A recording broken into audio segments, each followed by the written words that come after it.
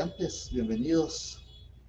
Vamos a dar inicio prácticamente a la recta final del desarrollo de los temas del programa del curso de Notariado 1 a mi cargo. Vamos a continuar con el desarrollo del tema. Solo voy a tener a la vista el programa para ver cómo, o si alguien me recuerda qué fue lo último que habíamos visto previo al examen. Quienes vayan a solicitar revisión de examen, les encargo su variante. Vean, alguien me escribió en una oportunidad y me decía que el no saber la variante no era justificación para dar la revisión. No, yo no les estoy diciendo que no les voy a dar la revisión. Lo que pasa es que es más fácil.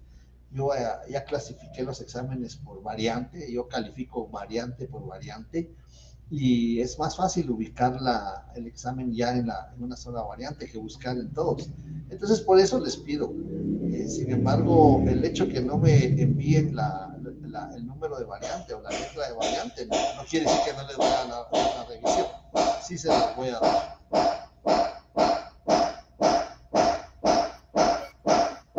Ya, buenas tardes.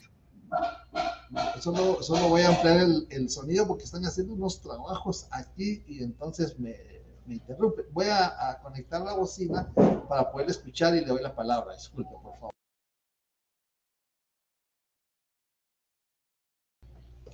Bueno, disculpe, pero hoy sí le doy la palabra, que alguien me pidió la palabra. Le escucho. Solo para comentarle, buenas tardes, licenciado. Buenas tardes. Nos quedamos por la clasificación de los documentos. Muy bien, muchas gracias. Le agradezco, Gabriel. Bueno, vean, este tema de los documentos es un tema vital. Todos los temas de notariado son temas elementales, especialmente el notariado 1, porque es la base, es el cimiento, como dirían los constructores, los arquitectos o los ingenieros, es la base donde se va a sustentar todo nuestro ejercicio profesional. La función notarial, la organización legal del notariado, pero el documento es prácticamente salir al campo, salir a la práctica, salir a redactar.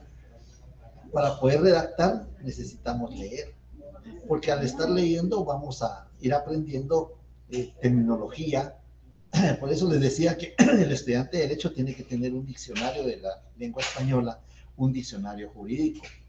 Muchas veces pensamos que tenemos la idea del significado de las palabras, pero lo más importante es cuando tenemos duda de una palabra, y el mismo artículo 11 de la Ley de Organismo Judicial lo regula, tener los términos técnicos, porque algunos, la licenciada Salazar me contaba que tenían problemas con la palabra deontología. Pues deontología es la parte de la ciencia que estudia la ética profesional. Hubo algún estudiante que me decía que no entendía qué significaba esa palabra y le digo, tiene sus leyes, sí. Le tomé el código de ética, aquí está. Entonces, tenemos que leer, hay que leer. Pienso que eso de los teléfonos y los medios electrónicos nos han ido quitando el hábito de leer, pero es muy importante. Yo antes me molestaba porque cuando uno le preguntaba qué estás estudiando, uno decía derecho, sí, eso solo es de leer. Bueno, digo, ya sí tenían razón, pero leer, leer no es únicamente darle una pasada, no. Leer es analizar cada artículo. Yo sé que eso lleva tiempo. Analizar cada artículo, subrayar nuestras leyes, ver si logramos entender el significado. Hay código civil que tiene en venta, que tiene la exposición de motivos. Vean, leer la exposición de motivos del Código Civil es muy importante, porque pues, realmente no sé si en la actualidad vendan esos códigos que tienen exposición de motivos, donde los tres autores del Código Civil exponen por qué consideran ellos. No es una copia, no es solamente una copia de leyes de España, de Francia o de Sudamérica, no. Ellos exponen cuál es el motivo que consideraron regular cada una de las figuras que están contenidas en el Código Civil. Y eso es muy importante. Muchas veces pensamos que solo con tener los códigos al alcance ya somos abogados, ya somos juristas, ya somos notarios, pero no, hay que estudiarlos, hay que estudiar. Yo les hago, pues me permito hacerles este comentario porque hoy en la mañana me decía alguien, hoy tuve una mala experiencia ahí en el archivo de protocolos. De veras, qué triste, no saben qué es otorgante. Me dicen, es que se confunde, me dice, me suspenden un mandato y dices que se confunde. ¿Quién está, quién, quién está pidiendo la protocolación? Me dice, si el notario. Digo, mire, pero otorgante es la persona que da el consentimiento. Autorizante es el notario. Si estuvieron discutiendo como 10 o 15 minutos ahí los asesores, y salen y me dicen, mire, pague la multa. Bueno, pago la multa con tal de que me despidan. Pero es muy importante saber la doctrina, porque muchas veces pensamos que la doctrina es un adorno, es verborrea, como le dicen. No, la doctrina es muy importante, es la base. Es la base. Si no sabemos qué es un otorgante, si no sabemos qué es un compareciente, si no sabemos quiénes son los auxiliares del notario, entonces realmente nos va a costar y vamos a encontrar mucha dificultad. Pero vamos a retomar el tema de los documentos. Vean, el documento es algo muy importante. El documento es algo muy trascendental. Permítanme, solo voy a atender este tema. Estoy en clase, sí, ya estoy ya en presencia. Entonces les decía, el documento es algo muy importante. Porque el notario vive de los documentos, de eso vivimos. Esa es nuestro mayor baluarte para nuestros ingresos económicos. ¿Por qué les digo que el notario vive de los documentos? El notario califica los documentos. Cuando nos llevan un documento, lo calificamos. Vemos si el documento es el documento apropiado. Vemos si con el documento la representación se acredita. Vemos si con el documento se acredita el derecho. Por eso, cuando estudiamos el Código Civil y vemos que dice derechos del vendedor, derechos del comprador, es que son los derechos que surgen del negocio jurídico. Entonces, el notario va a calificar esos documentos, si está inscrito en el registro. Porque en alguna oportunidad me llega una persona a la oficina y me dice, mire, quiero vender mi inmueble. Y aquí tengo mi escritura. Pero cuando veo la escritura no está inscrita en el registro. Le digo, esto no está inscrito en el registro. Sí, licenciado, yo la llevé. Yo llevé la escritura y yo lo fui a recoger.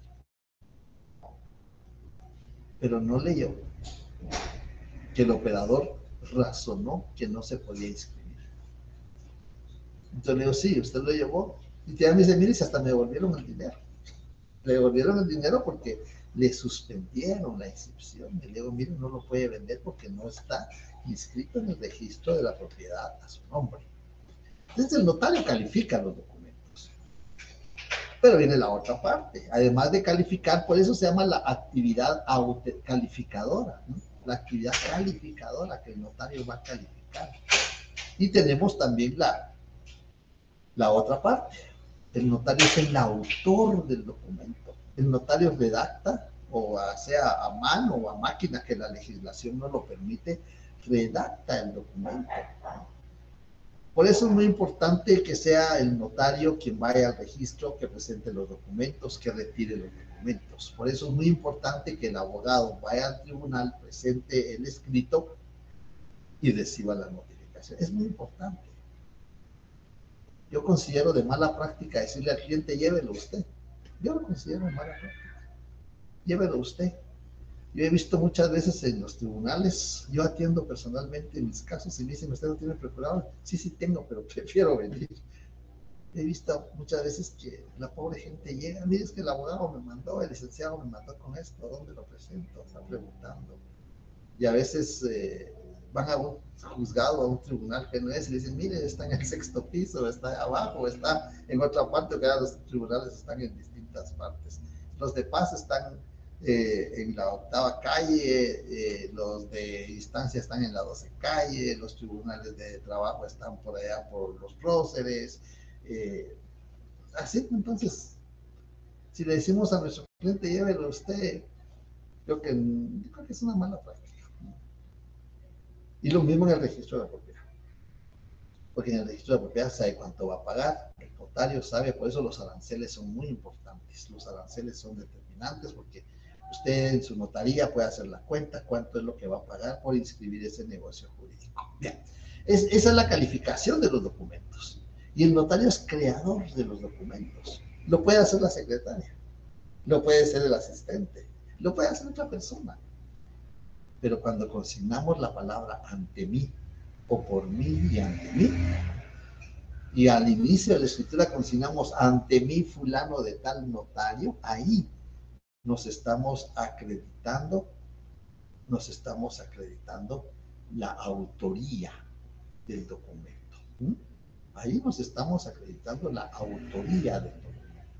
Somos los autores, somos responsables de lo que escribimos, de la forma en que escribimos, somos responsables.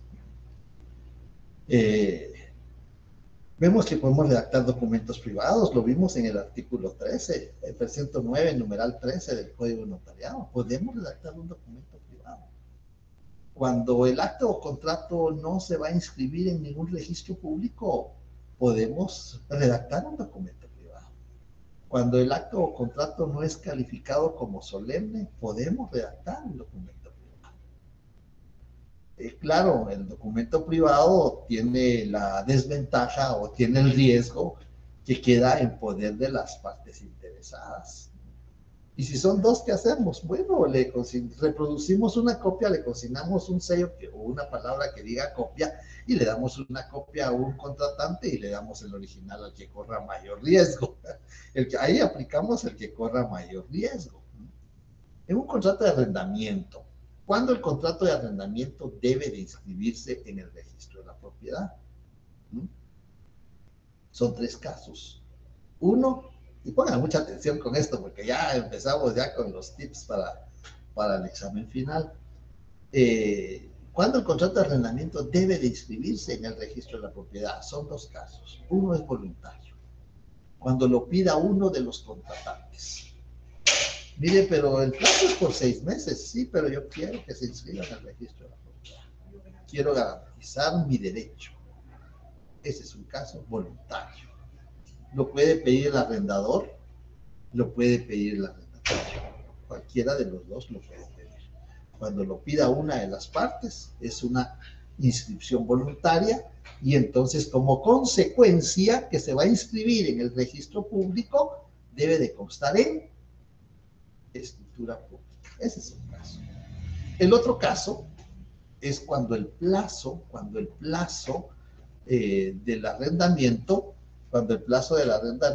exceda de los 3 años.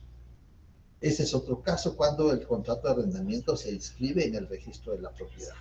Cuando el plazo del contrato va a exceder de los 3 años. Hay contratos por 25 años, deben inscribirse en el registro de la propiedad. Escucho, Carlos. Oh, perdón, disculpe, le escucho, Carla, disculpe, perdón.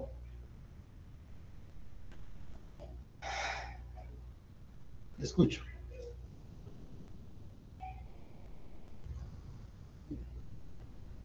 Escucho. Buenas tardes, licenciado.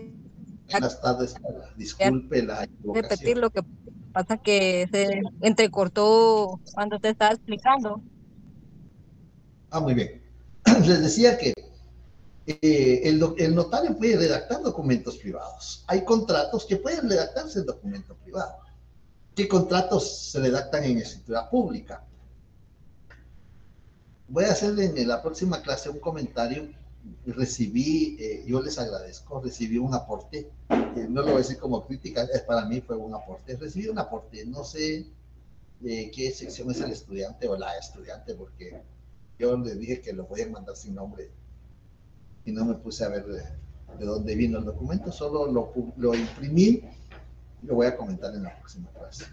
Yo agradezco los comentarios, la sana crítica o la crítica sana, la sana crítica para los juristas, ¿verdad? Para los jueces, para calificar los medios de prueba. Pero yo les agradezco sus comentarios, les agradezco la sana crítica que puedan hacer de la exposición de los temas. Pero alguien en esa crítica me decía, mire, es que la pregunta decía qué contratos deben de constar en escritura pública y se puede tener distinto criterio. Sí, claro, se puede tener distinto criterio. Yo como notario puedo autorizar un contrato de arrendamiento de 6 meses, de 8 meses, de 12 meses en escritura pública, lo puedo hacer. Pero la pregunta era relacionada con la ley, de conformidad con la ley, qué contratos deben de constar en escritura pública. Ahí no hay más pierde. Ahí no es que es mi criterio, no. La pregunta era, de conformidad con la ley, ¿qué contratos deben de constar en escritura pública? Y la respuesta era tan sencilla, porque la respuesta era, 1, aquellos contratos calificados como solemnes, fundamento jurídico 1576 del Código Civil. 2, aquellos contratos que deban de inscribirse en los registros públicos, 1577 del Código Civil. Esa era la respuesta. Entonces, eso es lo que tenemos que tener claro. Pero eso no quiere decir que yo no pueda autorizar un contrato en escritura pública. Lo puedo hacer en documento privado, lo puedo hacer en escritura pública. Pero cuando el contrato se va a inscribir en un registro público, como en el caso hay contratos de arrendamiento de 25 años. Ustedes ven esas grandes instalaciones de los grandes supermercados, no quiero hacer propaganda, no quiero decir denominación social o por razón social, no quiero mencionar, porque esos no son nombres. Las sociedades se identifican con una razón social o una denominación social. No son nombres. Entonces, esos grandes contratos, esas antenas de los teléfonos, esas fracciones de inmueble que dan en arrendamiento, de que son 5 por 5 metros cuadrados, son 5 por 5 metros, son 25 metros cuadrados, es el contrato de arrendamiento. Yo se lo digo porque me vinieron a hablar a la casa si no alquilaba. no, este es difícil, entonces le digo no, por 25 años. Alquilar o arrendar 25 metros cuadrados por 25 años, se puede hacer, pero como pasa de 3 años, debe de constar en escritura pública.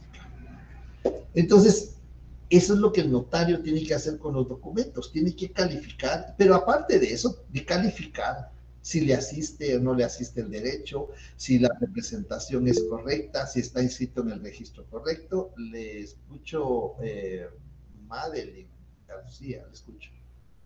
Gracias. Referente a la inscripción voluntaria, ¿quién puede solicitar esta inscripción? ¿El arrendante o el arrendatario? Bueno, primera corrección. No es arrendante. Lea bien el código, es arrendador. ¿Sí? En el técnico profesional, usted, si el examinador es muy exigente y usted menciona así, le va a arrestar. Es arrendador y arrendatario. Así lo regula el Código Civil. Cualquiera de los dos lo puede pedir. El arrendador lo puede pedir para garantizar su derecho, pero también el arrendatario. Yo quiero garantizar mi derecho. De repente el señor o la señora o el propietario es una persona jurídica, vende el inmueble y mi derecho. Bueno, yo quiero que ese contrato por 6 meses, por 12 meses, por 24 meses se inscriba en el registro de la propiedad. Claro, el notario me va a decir sí, pero esa inscripción en el registro tiene un costo adicional. Por supuesto, pero yo quiero garantizar mi derecho. Así es que cualquiera de los dos lo puede pedir. Si usted lee el artículo 1124, 1125, numeral 11 del Código Civil, cuando lo pida uno de los contratantes. ¿Y quiénes son los contratantes? El arrendador y el arrendatario. El fiador no, porque muchas veces hay fiador, pero él no es contratante, él solo está constituyéndose como garantía para el cumplimiento de la obligación del arrendatario. Pero lo puede pedir cualquiera de los dos. ¿Sí? Y si leemos despacio lo que pasa es que cuando empezamos a leer el numeral, no nos imaginamos que está regulado el arrendamiento. Pues hay que leerlo despacio. Bueno, no sé, ¿alguna otra pregunta, alguna otra duda? De esa razón, el documento es todo medio que transmite una información. Ustedes ven allá en la parte de atrás, allá hay un cuadro. Ese es un documento. Es un documento pictográfico. Nos transmite la información de un lugar. Y todo medio de transmitir una información de un lugar, de una cosa, de una persona, de un fenómeno natural, es un documento. Está transmitiendo una información. Ustedes ven que cuando hay sismos, no son temblores, son sismos. Cuando hay sismos, el aparato que marca, el sismógrafo, marca unas líneas. Ese es un documento. Pero eso lo va a leer una persona que tiene los conocimientos para poder determinar la magnitud, la profundidad, la longitud, de dónde fue provocado el sismo. Es un documento, transmite una información. Las estatuas o los monumentos, las imágenes, son documentos porque transmiten algo. Y por eso los documentos se clasifican en distinta forma. Hay documentos iconográficos, que son las imágenes talladas, son documentos iconográficos. No quiero entrar en el ámbito religioso, pero hay religiones que tienen documentos iconográficos, imágenes que representan a alguien, que hizo algo. Y ahí en la facultad, ahí está un monumento, documentos iconográficos. En la pileta del bautizo de los que aprueban el técnico profesional, porque ahí los bañan cuando les dan el resultado favorable del técnico profesional, que eso no lo hacen en otras universidades. Pues ahí en la parte superior hay una figura. Hay un ícono. ¿Saben ustedes quién es? El personaje que está arriba de la pileta. Por cierto, esa pileta fue donada por el licenciado Mario Gordillo. Pero ¿saben ustedes? Eso no creo que no lo sabían, porque por allá abajo creo que dice que fue donado por él. ¿Saben ustedes quién está en la parte superior de la pileta que está ahí en el edificio central de la facultad? A ver, ¿quién me dice?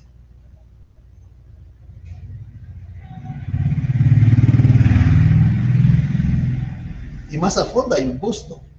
Hay un busto de un personaje también, más al fondo. ¿Quién me dice quién está ahí?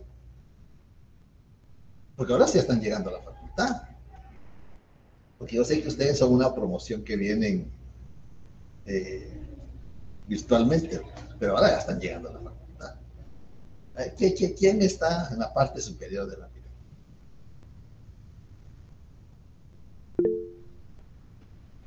A ver, no hemos pasado. Ay, no, hay que pasar por ahí.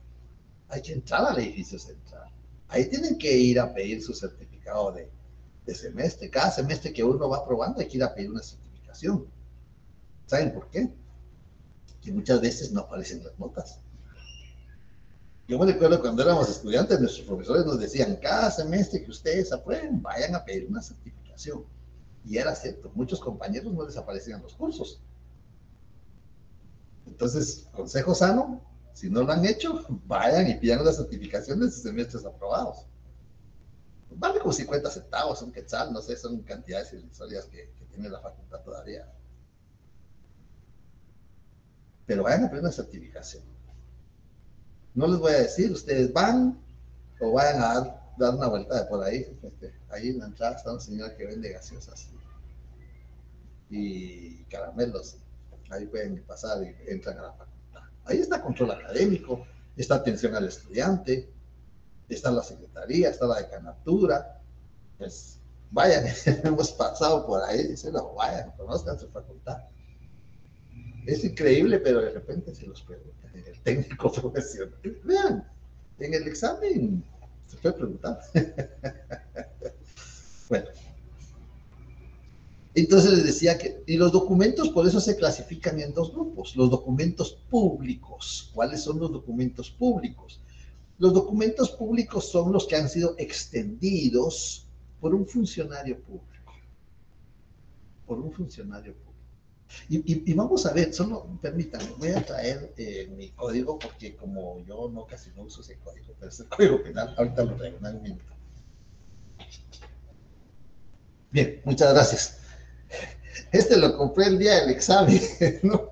El que usted cuando era estudiante ya no sirve porque ya no está actualizado y como yo casi yo no me dedico al derecho penal, pero esto lo compré el día del examen.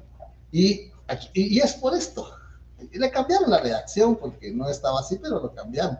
Disposiciones generales. Si ustedes apunten esto, por favor, porque miren, ya les empiezo ahí a lanzar algo muy importante. En una oportunidad examiné técnico profesional y le digo al estudiante, me favor, saque su código penal, y se asusta y me dice, licenciado, este es el área privada. Sí, le digo, es el área privada, y ese examen de notariado, le digo. Sí, pero aquí no se dice el código penal.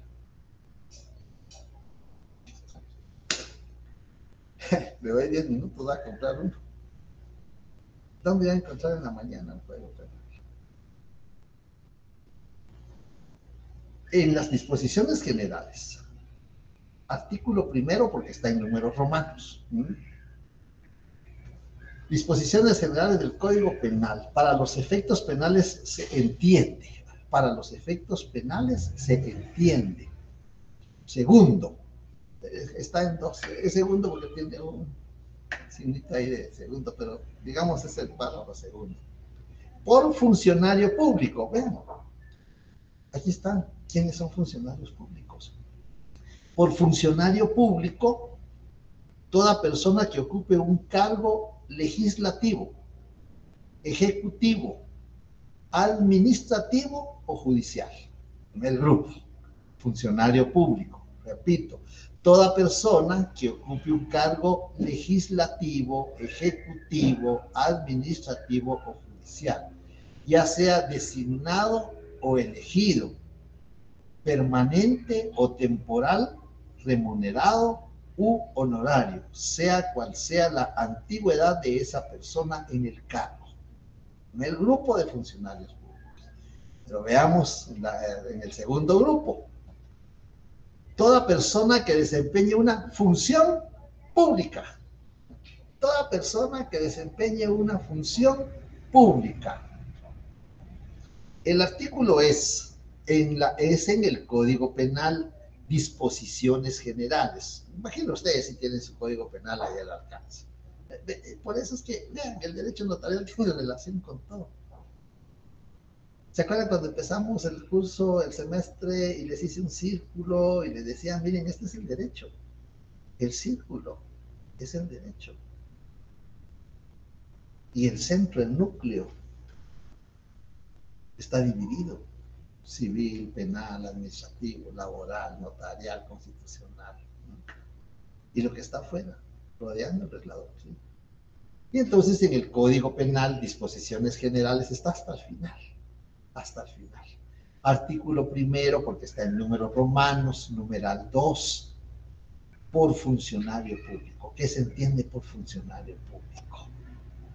Y en el segundo grupo, toda persona que desempeñe una función pública, incluso para un organismo público o una empresa pública, o que preste un servicio público. El notario tiene aquí dos elementos: desempeña una función pública y presta un servicio público. El notario es público por eso.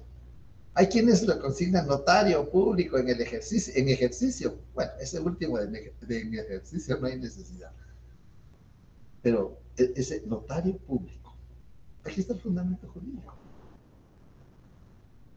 Por eso, cuando leemos, hay que leer despacio. Y estas cosas se encuentran cuando uno lee despacio. Entonces ahí tenemos. Los documentos públicos son los que son extendidos por funcionario público, empleado público y notario. Tres categorías de documento público. Los que son extendidos por funcionario público, empleado público y notario. Bueno, pues ya que hemos leído acá que es un funcionario público, nos vamos a ir a el Código Procesal Civil y Mercantil. En el artículo 186 del Código Procesal Civil y Mercantil vamos a encontrar cómo se clasifican los documentos públicos. En el artículo 186, autenticidad, ¿no? Aquella actividad autenticadora del notario que vimos en la función notarial, actividad autenticadora. 186 del Código Procesal Civil y Mercantil. Los documentos autorizados por notario o por funcionario o empleado público en ejercicio de su cargo producen fe y hacen plena prueba, salvo el derecho de las partes de redarguirlos de nulidad o de falsedad. Entonces vemos, ahí está la categoría. Ya vimos un documento. ¿Qué es un documento público? Es el que ha sido extendido por notario, por funcionario público, por empleado público en ejercicio de su cargo. Ese es un documento público. Ahora, ¿qué es un documento privado? Pues de documento privado, como no hay una definición en la legislación, pues nos vamos a la doctrina. Salimos del centro del círculo y nos vamos al envoltorio que vimos, que es la doctrina. El documento privado lo definen los autores, tanto procesalistas en los medios de prueba, tanto autores de notarios o escribanos, lo definen como el documento privado, aquel documento que es redactado por las personas que intervienen en el acto o contrato conforme a sus conocimientos. Perdón. Cualquiera de ustedes, con los conocimientos que tienen, jurídicos, ortográficos, todos los conocimientos que tienen, pueden redactar un documento privado. Ese es un documento, el que redacta la persona que interviene en el acto o contrato, conforme a sus conocimientos, conforme a su leal saber y entender. Pero que también puede ser redactado por un tercero. Les contaba la vez pasada que en alguna oportunidad que yo viajé al interior de la República, pues encontré un patrulito, me llamó mucho la atención. Se redactan documentos y se hacen cartas de amor. Bueno, pues dije, qué inspirado va a ser la persona que hace los documentos, se hacen cartas de amor. Bueno, pues ese es un documento privado. El que redacta la persona con base a sus conocimientos, con base a su saber, base a su leal saber y entender. Ustedes tienen muchos conocimientos jurídicos, saben de civil, saben de notariado, saben que debe de tener un documento privado. Y el documento público. El documento que autoriza al notario o que extiende el notario, autoriza al notario, se clasifica en dos grupos. Los documentos que redacta o autoriza el notario dentro del protocolo, quiere decir en papel sellado especial para protocolo. Esos son los documentos que redacta el notario. Aquel grupo, primer grupo, digámosle, la verdad es que no tienen prelación. Podemos haber empezado por cualquiera, pero creo que el demás, bueno, todos son iguales, pero el primero que se me ocurrió mencionar es los documentos que el notario autoriza dentro del protocolo, en papel sellado especial para protocolo, porque la ley así lo exige. El protocolo no es más que una solemnidad, una formalidad notarial.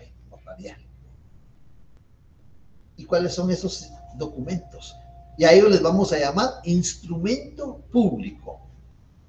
Instrumento público. Yo asesoré la tesis de licenciatura, porque ya es magíster, la licenciada Salazar, que nos acompañaba en los exámenes, y ese fue su tema. Los documentos, los instrumentos públicos, algo así fue su tema, y ahí se hizo la diferencia, ¿no? De los documentos autorizados en el protocolo. ¿Cuáles son esos instrumentos públicos? Pues esos instrumentos públicos son la escritura matriz, el acta de protocolación, la toma de razón de legalización de firma. Están regulados en los artículos 8 y artículo 9 del Código de Notariado.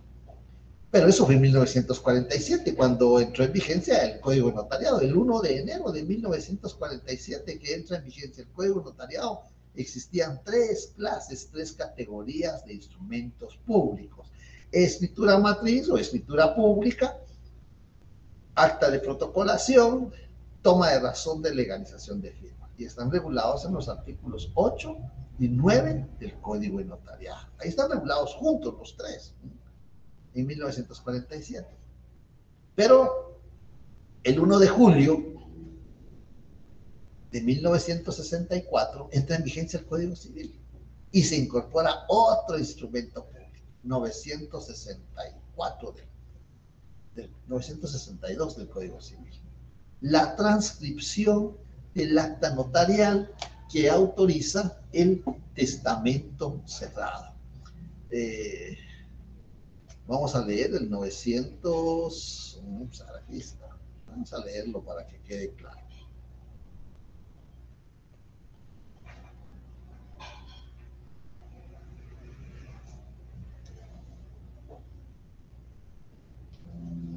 Artículo 959 del Código Civil.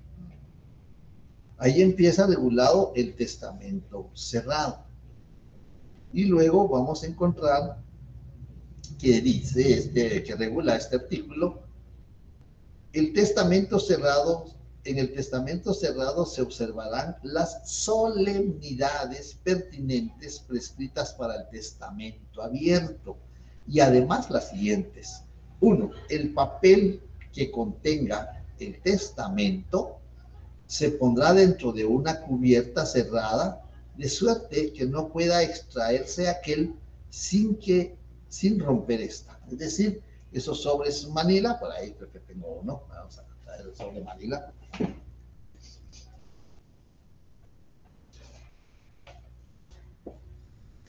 Pues en este sobre Manila, aquí podemos introducir lo que la persona escribió con su puño y letra, que se llama testamento hológrafo. Pero como el testamento hológrafo no tiene validez en Guatemala, entonces para darle validez se introduce en el sobre y aquí se redacta un acta. Por eso tiene que ser un sobre de este tamaño, para poderlo introducir en la impresora o poderlo introducir en la máquina mecánica, si alguien tiene máquina mecánica, o a mano. Acuérdense que los instrumentos pueden redactarse a mano o a máquina. Si se redactan a mano, eso sí, de manera legible, ¿no? Sin abreviaturas. Y entonces tenemos acá, en el artículo 900, que estábamos leyendo, 959, luego dice, en presencia del notario y los testigos y los intérpretes en su caso, manifestará el testador que el pliego que se presenta contiene su testamento, y si está escrito y firmado por él o escrito por mano ajena, y si por no poder firmar lo ha hecho a su ruego otra persona cuyo nombre expresará. 3.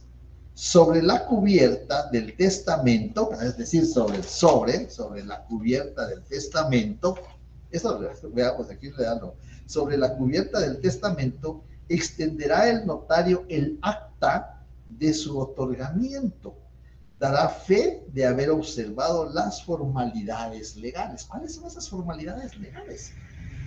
Bueno, las que están en el artículo 42 del Código de Notariado. Eso, ahí apuntar, ver 42 del Código de Notariado. Y entonces en el sobre eso, en la cubierta, redacta el acta notarial. Y luego en el numeral 4, extendida y leída el acta, la firmará el testador, los testigos, los intérpretes, si los hubiere, y la autorizará el notario con su sello y firma. Aquí exige el sello. La mayoría de actas notariales, bueno, si las actas notariales sí exigen el sello. 61 del Código Notariado. Las actas notariales exigen el sello. Y entonces aquí con la firma y sello. Si el testador no puede firmar, pondrá su impresión digital y un testigo más designado por él mismo, firmará a su ruego. Ya que tenemos el sobre, que hemos llenado esas formalidades, hemos redactado el acta notarial, la firmó el otorgante y si no pudo firmar, dejó la impresión dactilar y en ese caso un testigo, firmaron los testigos, el intérprete si los hubiere. Ahora, ¿qué hacemos con el sobre? ¿Qué hacemos con el sobre? Pues nos vamos al 962. Autorizado el testamento cerrado, quiere decir que ya hicimos el acta, ya autorizamos el acta notarial. Autorizado el testamento cerrado, el notario lo entregará al testador después de transcribir en el protocolo con el número y en el lugar que le corresponde el acta de otorgamiento. Lo que vamos a transcribir, se fue el sobre. Lo que vamos a transcribir en las hojas de protocolo es el acta que redactamos y que autorizamos en el sobre, en la cubierta. Luego termina el artículo. Dicho instrumento, este es el fundamento jurídico, porque muchos me decían, mire, pero ese no es el instrumento. Ahí está el calificativo. Dicho instrumento será firmado también por todos los que en el acto intervienen. Esa transcripción, copiar, transcribir de la cubierta, del sobre, de la plica, si ustedes quieren, que contiene el testamento, se transcribe en las hojas de protocolo y la firman todos. El testador, los testigos, el intérprete, y si la persona no sabe firmar, dejará la impresión dactilar del dedo pulgar derecho u otro que va a especificar el notario y firmará un testigo. Bien, creo que fue muy amplia la explicación y sí necesito que le pongan atención a eso, por favor, ¿sí? Porque la idea del curso no es su zona mínima, su idea no es aprobar el curso, la intención del curso es formarlos como futuros notarios. Esa es la intención del curso. Bien. Entonces ya vimos cómo se clasifican los documentos públicos. Se clasifican con base al artículo 186 del Código Procesal Civil y Mercantil. Autorizados por notario, por funcionario público, empleado público. Ya vimos que es funcionario público, pues como lo define el Código Penal, y creo que la Ley de Servicio Civil también nos da una definición de funcionario público y empleado público, creo, no recuerdo con certeza, pero creo que sí lo define. La Ley de Servicio Civil. Hay que investigar, hay que leer. Bien. Ahora nos vamos a atender los documentos que el notario autoriza. Ya que sabemos que el notario autoriza instrumentos públicos y que un instrumento público es un documento público, ¿cómo se clasifica el instrumento público?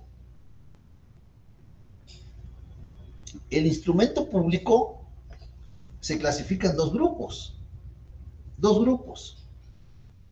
El grupo de aquellos instrumentos que redactamos en el protocolo, en el registro notarial, que ya vimos que son 4, escritura matriz o escritura pública, acta de protocolación, toma de razón de legalización de firma y transcripción del acta notarial que autoriza el testamento cerrado. 4 instrumentos públicos. En papel simple, en papel bond. El Instituto Guatemalteco, yo les mandé una invitación por si les interesaba. El Instituto Guatemalteco de Derecho Notarial inició un seminario sobre la redacción de los instrumentos públicos. El día miércoles de la semana pasada yo me inscribí para participar en el seminario.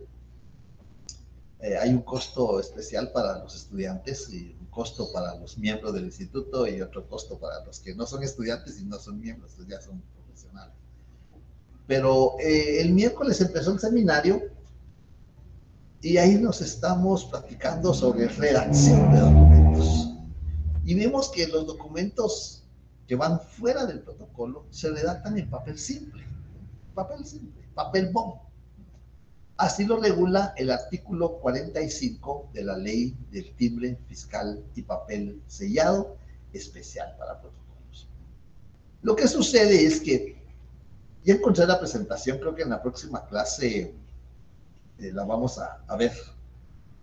En el código de notariado, y póngale atención a esto, por favor, sí, póngale mucha atención, vean, miren, ya nos encaminamos en la recta final para el examen final. Y ahí les estoy mandando las ideas. En el código de notariado se regulan 3 especies fiscales, especies, porque especias es lo que le aplican a los alimentos, especies fiscales. En el código de notariado se mencionan en varios artículos 3 clases de especies fiscales. Se menciona el papel sellado especial para protocolo. Eso lo encontramos, uno de los artículos es el 9, ahí encontramos ese término, papel sellado especial para protocolo. Esa es una especie fiscal. La otra especie fiscal son los timbres fiscales. Los timbres fiscales son estampillas que tienen denominación, es decir, que tienen un valor incorporado. La denominación más baja es de 50 centavos y la denominación más alta es de 100 quetzales. Entonces, son especies fiscales las estampillas fiscales y están reguladas en el artículo 67 del Código de Notariado, porque las estampillas fiscales son las que se adhieren en la última hoja del testimonio, el documento que extiende al notario. Es un tema del próximo semestre, el testimonio. Entonces ahí se mencionan los timbres fiscales. Ya hablamos 2 especies fiscales, el papel sellado especial para protocolo, los timbres fiscales y otro que está regulado en el artículo 61, vamos a leer, en el artículo 61 del Código de Notariado, artículo 61. El notario hará constar en el acta notarial el lugar, fecha y hora de la diligencia, el nombre de la persona que lo ha requerido, los nombres de las personas que además intervengan en el acto, la relación circunstanciada de la diligencia y el valor, aquí si quieren lo subrayan, si tienen su código al alcance, y el valor y número de orden del papel sellado en que estén extendidas las hojas anteriores a la última. Las hojas anteriores a la última.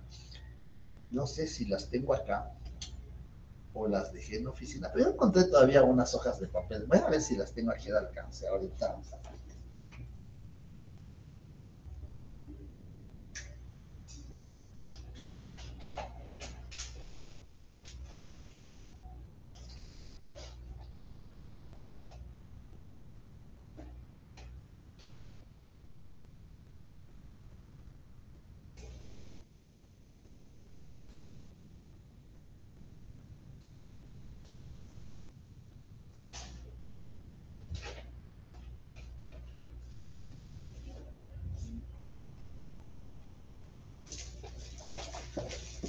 Bueno, no las tengo aquí al alcance, pero en la próxima sesión se las ofrezco. Estas son las hojas de papel sellado especial para protocolo.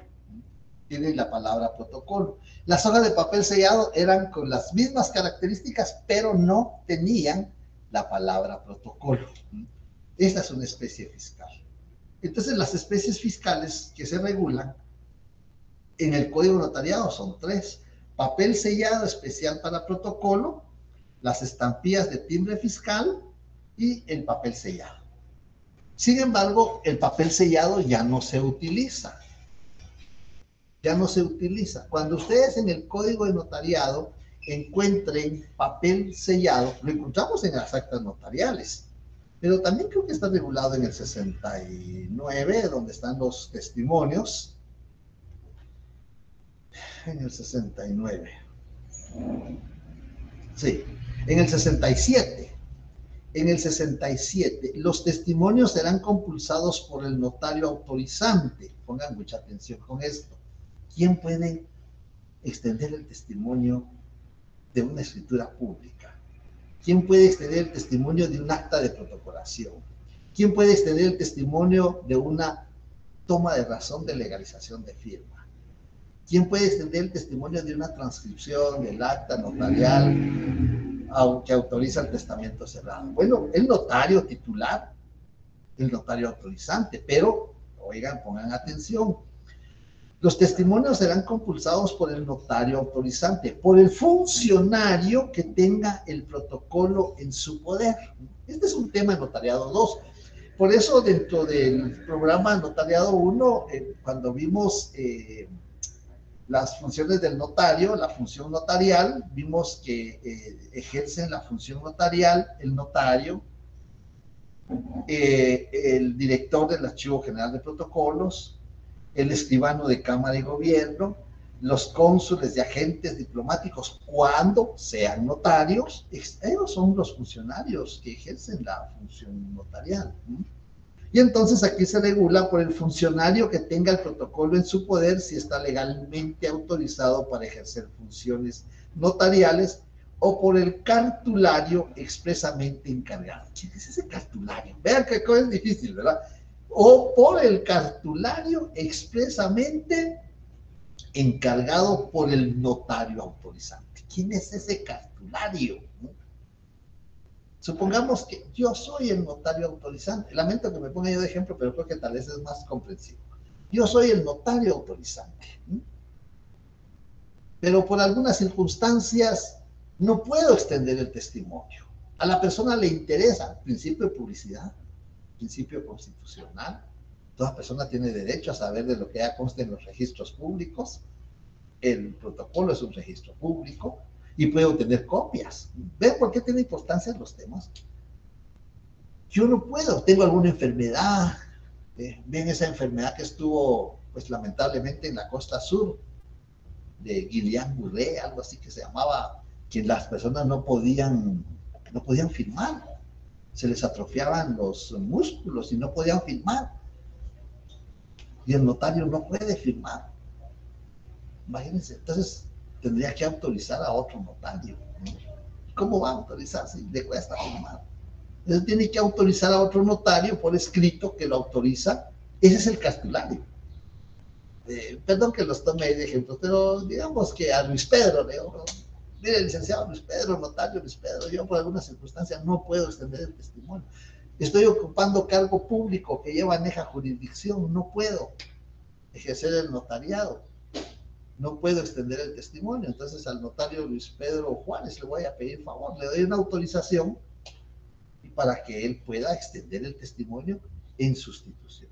Esa autorización debe de adjuntarla en el testimonio, porque cuando el testimonio entra al registro mercantil, electrónico de poderes, registro de la propiedad, cuando el testimonio entre al registro, van a decir, pero él no es el notario autorizante. Ah, sí, pero aquí está la autorización, porque aquel notario autorizante está imposibilitado temporalmente. Entonces, aquí se menciona en este artículo 67, los testimonios también podrán redactarse mediante copias impresas en papel sellado. Oigan, pongan atención, mediante copias impresas en papel sellado, que podrán completarse con escritura a máquina o manuscrita. B, por medio de fotocopias fotostáticas de los instrumentos, casos en los cuales los testimonios se complementarán con una hoja de papel sellado. ¿Ven cómo encontramos la palabra, el término papel sellado? Es una especie fiscal. Era. A partir de 1997, cuando entra en vigencia la ley del timbre fiscal y papel sellado especial para protocolo, en el artículo 45, de la ley del timbre fiscal y papel sellado especial para protocolo, encontramos que vamos a ubicar, aquí está, en el artículo 45, es que ven que todo tiene un fundamento jurídico. Artículo 45, del papel a emplearse, ese es el acápite, el título del artículo, acápite. A partir de la vigencia de la presente ley, luego me pregunto, ¿cuándo fue la vigencia de la ley? Nos tenemos que ir al final, donde ahí va a decir cuándo entró en vigencia la ley. En el artículo 49, el presente decreto entrará en vigencia el 1 de julio de 1992, así del 92, perdón, y deberá publicarse en el Diario Oficial. Entonces, a partir de 1992, sí, esa fue el año. A partir de la vigencia de la... Es que ven, se da cuenta que no es solo leer, hay que ir a buscar la información.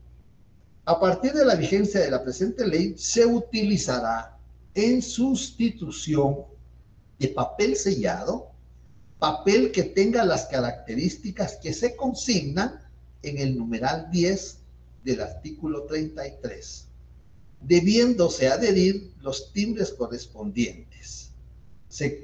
Ahí quiere decir que las estampillas de timbres fiscales se van a adherir a las hojas de papel.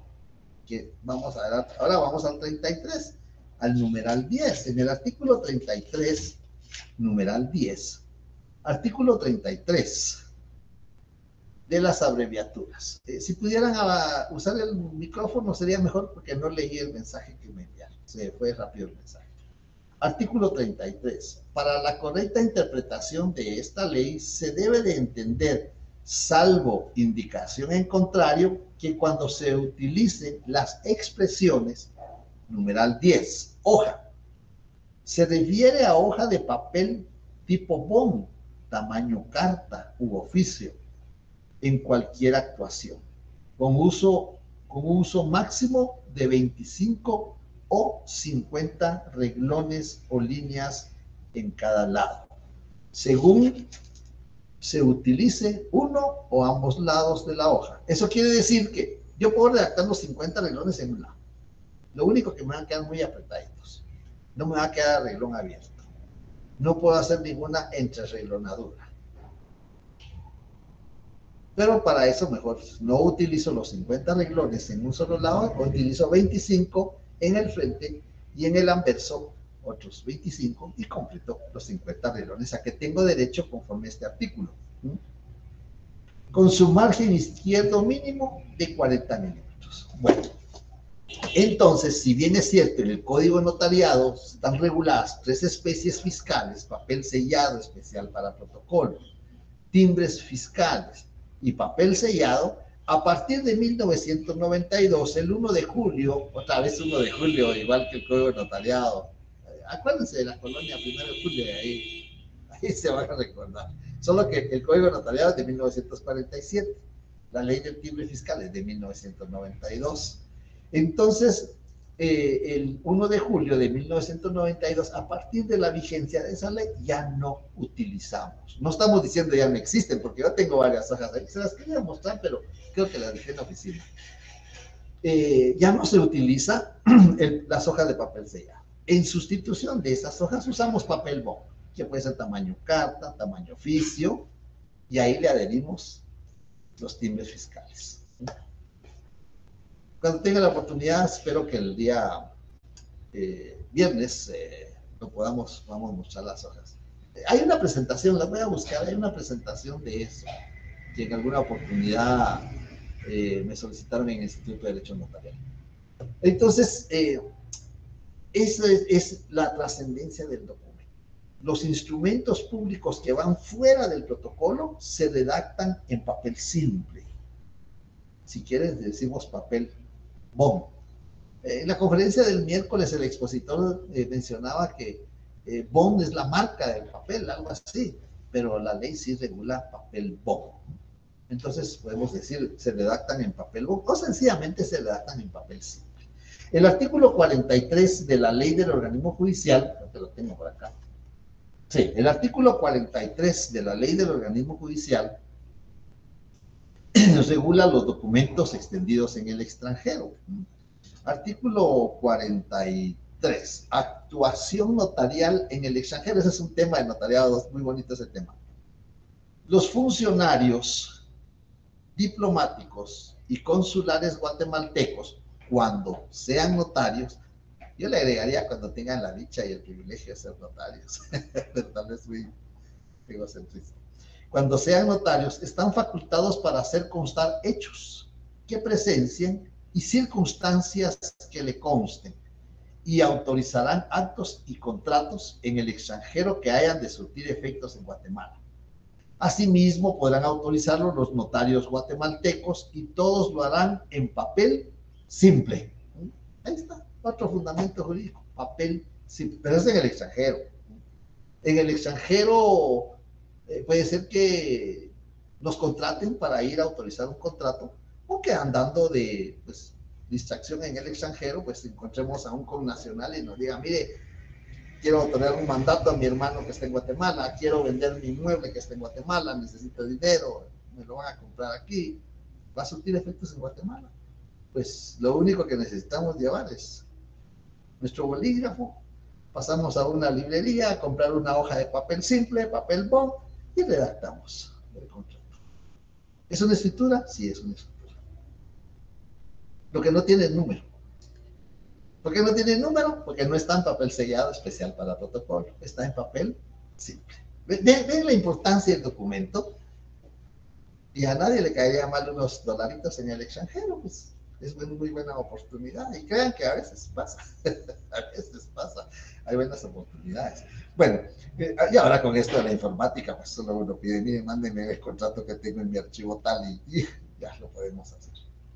Entonces, esa es la clasificación de los instrumentos públicos. Los que van dentro del protocolo, que vimos que son 4, los que van fuera del protocolo son 3. Son 3. ¿Se recuerdan cuando empezamos el semestre? ¿Cuáles son los instrumentos que autoriza el notario? Vimos que eran 7. Y hicimos una lista: escritura matriz, acta de protocolación, toma razón de legalización de firma, transcripción del acta notarial que autoriza el testamento, y después el otro grupo, los que van fuera del protocolo, es decir, los que se redactan en papel simple o papel bond. Acta notarial, artículos 60 y 61. Auténtica de firma, artículos 54 y 55 del Código Notariado. Auténtica de copias o de reproducción de documentos, también artículos 54 y 55 del Código de Notariado. Entonces son 3 más 4 que tenemos dentro del protocolo, podemos autorizar 7 instrumentos públicos. Unos dentro del protocolo, otros fuera del protocolo.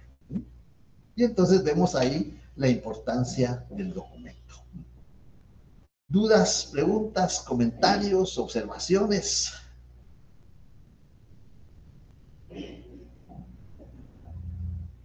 No hay. No hay preguntas. ¿O están por ahí todavía? A veces me dormí. Que a veces hablo mucho. Hablo de Disculpe, licenciado. Una pregunta. Dijo para la auténtica de firmas el artículo 54 y 55. Correcto. Gracias. Así es, Diana. Buenas tardes. Bien. Hoy solo vinieron 75 estudiantes. Éramos 150. Solo tenemos 75 estudiantes, según me reporta esto. Pues. A veces los lunes cuesta levantarse. Y tal vez por eso no iría. Bueno.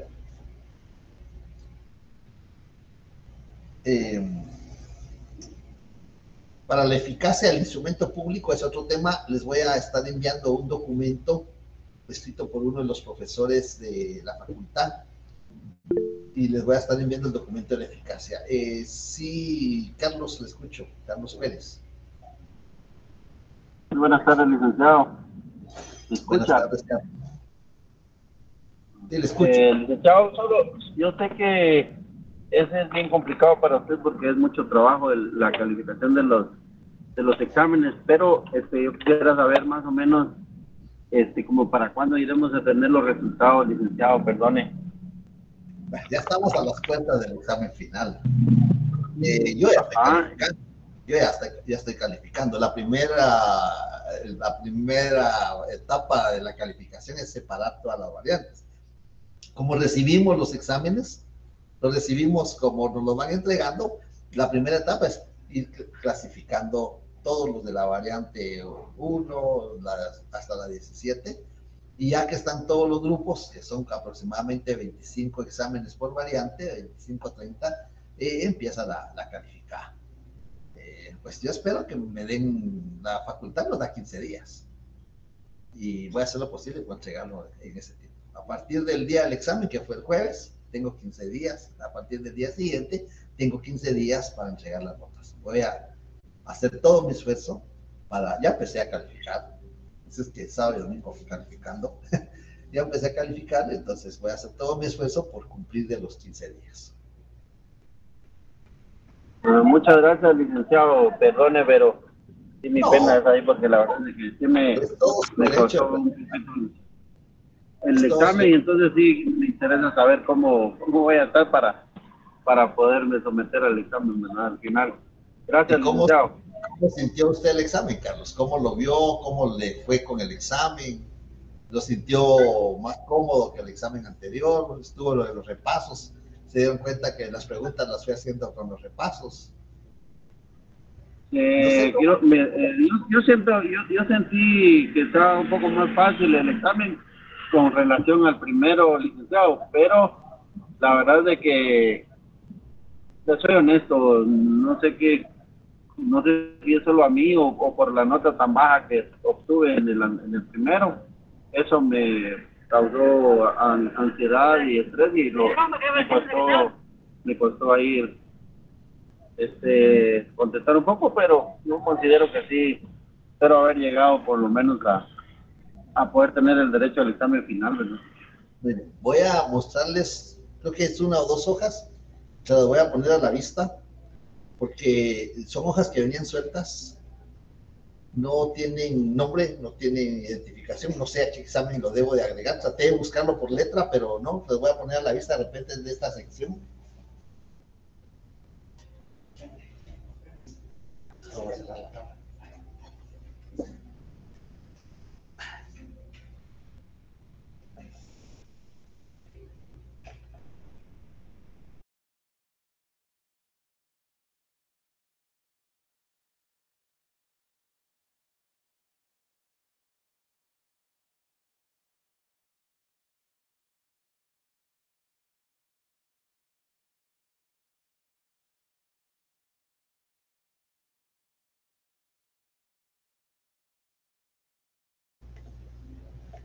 Tal vez ustedes identifican esta letra,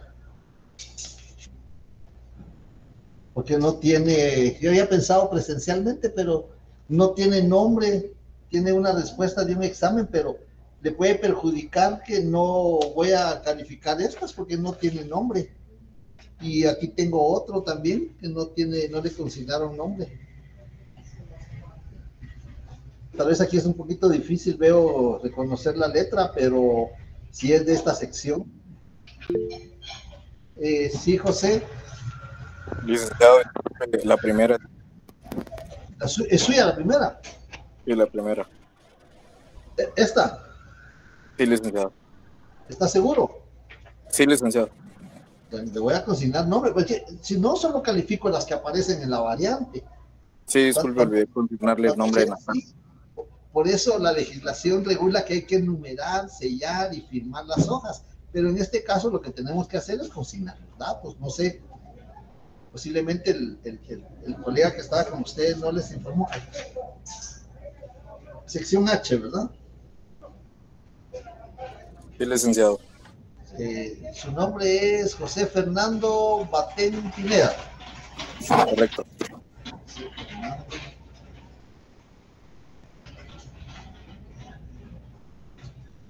¿Qué número de carnet? Necesito el número para consignar la nota. 2021 07312. 2021 07 312. Correcto. Bueno, ya en la parte de atrás, porque no había espacio adelante, ya le consigné el nombre. Voy a buscar el examen y lo voy a incorporar y le voy a poner una grapa. Y esta otra, no sé si alguien reconoce, qué bueno que lo pudieron reconocer, si esto es de esta sección también. Si no, voy a preguntar en la otra sección, pues solo puedo calificar lo que está en la variante. Y por eso necesito que cuando sea así le consignen los datos. Bien, Si no hay otra duda, otro comentario, alguna otra pregunta, por favor.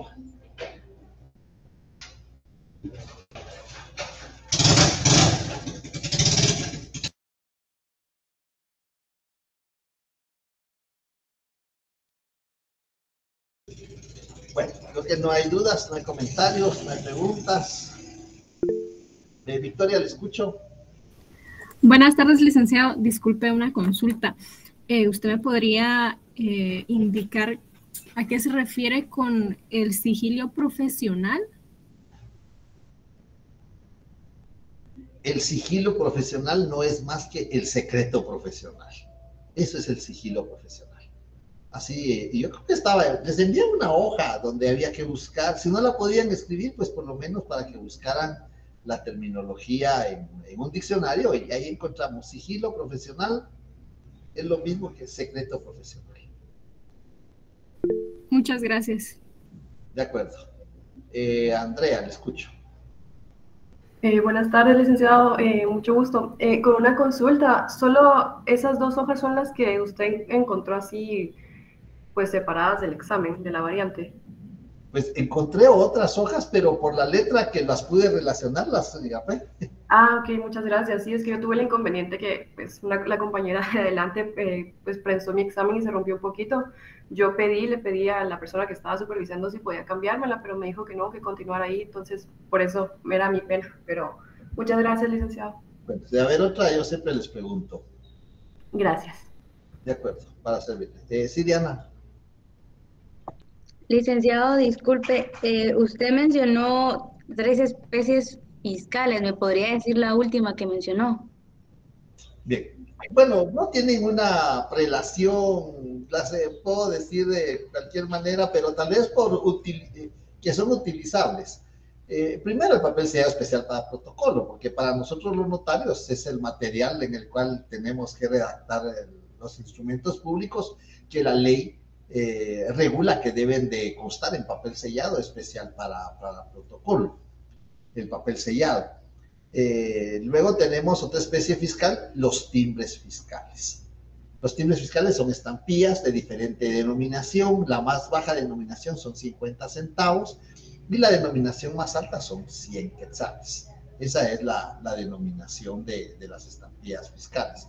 Esas estampillas fiscales sirven para pagar el impuesto del timbre fiscal. También sirve para pagar el impuesto al valor agregado hasta 3,000 quetzales. Si es más de 3,000 quetzales el impuesto al valor agregado, este es tema de notariado 2, pero para que no se quede con la duda, si el impuesto a pagar es más de 3,000 quetzales, ya solo lo podemos pagar por formulario en el banco. Pero si es menos de 3,000, lo podemos pagar con estampillas fiscales. Y el otro impuesto son las hojas de papel sellado, pero esas hojas de papel sellado ya no se utilizan. Esas hojas de papel sellado dejaron de circular, dejaron de utilizarse, porque ahora podemos usar correctamente papel bond. Esto es lo que podemos utilizar ahora, en sustitución del papel sellado. Y ahora les di unos ejemplos ahí en donde se regulan el código notariado papel sellado. Cuando ustedes estén estudiando notariado y estén leyendo su código notariado, cuando encuentren la palabra papel sellado, cuando encuentren esa frase papel sellado, anoten ahí que ya no se utiliza. ¿Qué utilizamos ahora? ¿Papel simple o papel bond? Cualquiera el artículo 43 de la ley del organismo judicial y el artículo 45 y 33, numeral 10 de la ley del timbre fiscal, así lo regula. Muchas gracias, licenciado. Y también tenía una pregunta con relación al examen, pero no sé si usted me podría... Es que había una pregunta que decía, más o menos así me recuerdo, que explique el procedimiento del auto que aprueba la liquidación del estipendio, algo así me recuerdo, pero la verdad, sí me quedé con la duda. ¿Cuál era su duda? ¿El procedimiento o el término estipendio? ¿O todo? El término estipendio y sí, más que todo no supe cómo responder. ¿Qué son los estipendios? Una palabra que también iba en una hoja que les envié para que ustedes pudieran buscar en el diccionario. Es que necesitamos usar terminología jurídica, terminología notarial. El estipendio no es más que los honorarios. Los honorarios. los honorarios, esos son los estipendios. Cuando prestamos un servicio profesional, tenemos derecho a una retribución. Esa retribución son honorarios llamados también estipendios. Si vamos al código de notariado, si usted tiene su código de notariado al alcance, y esto lo vimos en los repasos, lo leímos en los repasos. En el artículo 107, en el artículo 107 del código de notariado, si el notario pidiese liquidación de honorarios, el juez ordenará a la secretaría para que le informe si se ajusta al arancel. Seguidamente dará vista por 2 días a los interesados y si la liquidación se encuentra ajustada a la ley, la aprobará sin más trámite. El auto que la apruebe será apelable y al estar firme dará origen al título ejecutivo que podrá ejecutarse dentro de las mismas diligencias en la vía de apremio o en cuerda separada mediante certificación del auto. Ahí está el procedimiento 107 y lo leímos. En los repasos lo leímos, porque leímos lo del recurso que está regulado ahí también. No sé si usted estuvo en los repasos. Sí estuve, licenciado. Quizá tal vez por la forma que estaba redactada la pregunta yo me confundí, como ya era la última que tenía y ya estábamos contra el tiempo, supongo que también por eso ya no me dio tiempo de contestarla también. Pero le agradezco mucho, sí, Rosario. Bien cuidada está Gabriela. Ay, disculpe, licenciado. Cuidado, pero le agradezco muchísimo. Vaya, muy bien, de acuerdo. Entonces, eso lo mencionamos en los repasos, el procedimiento para el cobro de honorarios por la vía judicial. Bien, que tengan buena tarde, nos vemos el viernes por esta misma vía y será hasta la otra semana ya presencialmente. Feliz tarde, Lic. Gracias, licenciado. Licenciado, gracias.